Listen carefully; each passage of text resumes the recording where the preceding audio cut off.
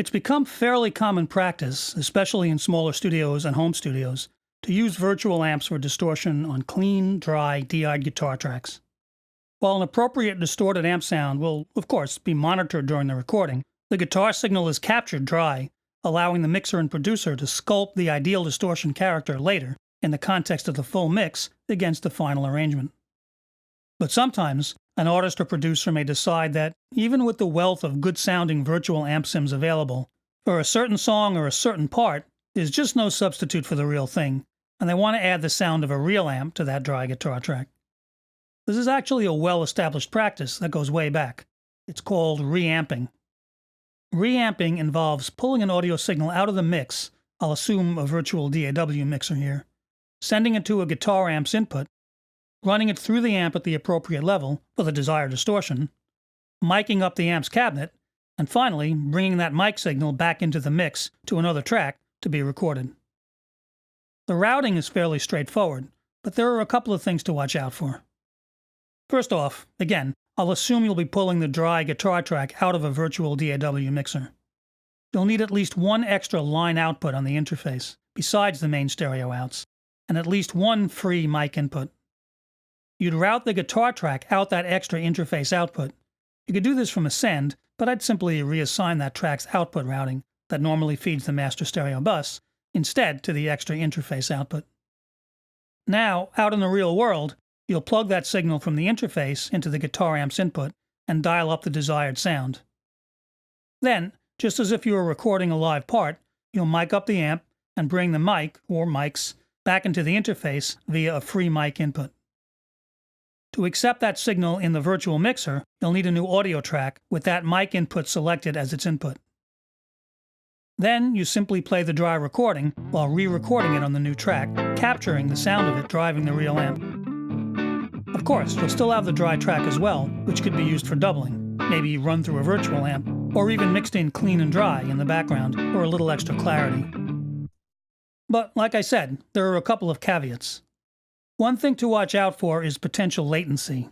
As you know, latency is the lag, the delay, that occurs when signals pass through any DAW interface. It's a user setting that trades off CPU overhead against delay time, and it can range from as little as a couple of milliseconds, which from a musical standpoint is unnoticeable, to quite a few milliseconds. More than 10 or 12 might be perceptible and problematic.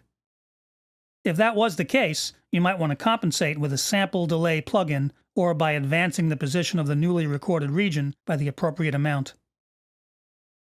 The other thing that needs to be addressed is level and impedance matching between the now line-level dry guitar signal coming out the spare interface output and the real guitar amp's input, which is expecting a much lower level instrument signal straight from an actual guitar's magnetic pickups.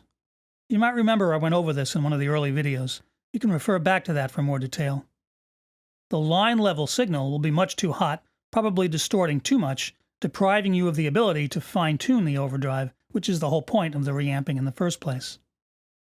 Now, you could lower the level of the track in the DAW mixer, but then there's still an issue with impedance. The input impedance of the guitar amp's input will also be optimized for the different output impedance of an actual guitar signal, rather than the line-level signal of the pre-recorded guitar track you'd be hitting it with, and this could also result in less than optimal sound. The best approach is to use a dedicated reamp box, which is kind of like a DI box in reverse. There are plenty available from companies like Radial who specialize in this sort of device. A reamp box will pull the line-level signal coming out of the interface down to the level of an actual guitar signal and set the output impedance to be an appropriate match for the amp's input impedance. This will ensure that you get the same sound and the same character and level of distortion from the amp as you would if you had the guitar itself plugged into it. For the back end, you can use the same miking approach you would for any guitar session. One or more close or distant mics, out in the room or in an ISO booth, taking your time to get the sound just right, a luxury you probably wouldn't have with a live guitarist cooling his heels, waiting impatiently to start playing. Reamping is not only done for guitar parts. Often a mixer will take another instrument, like snare drum for example, run it out through an amp for some extra edge or color, and then maybe mix that back in lightly with the original track. I'll touch on that kind of thing later in the course, but next up, I'll address the mistake of assuming that distortion is distortion is distortion, that it's all the same, with a look at some of the different kinds of distortion and the different devices that produce them.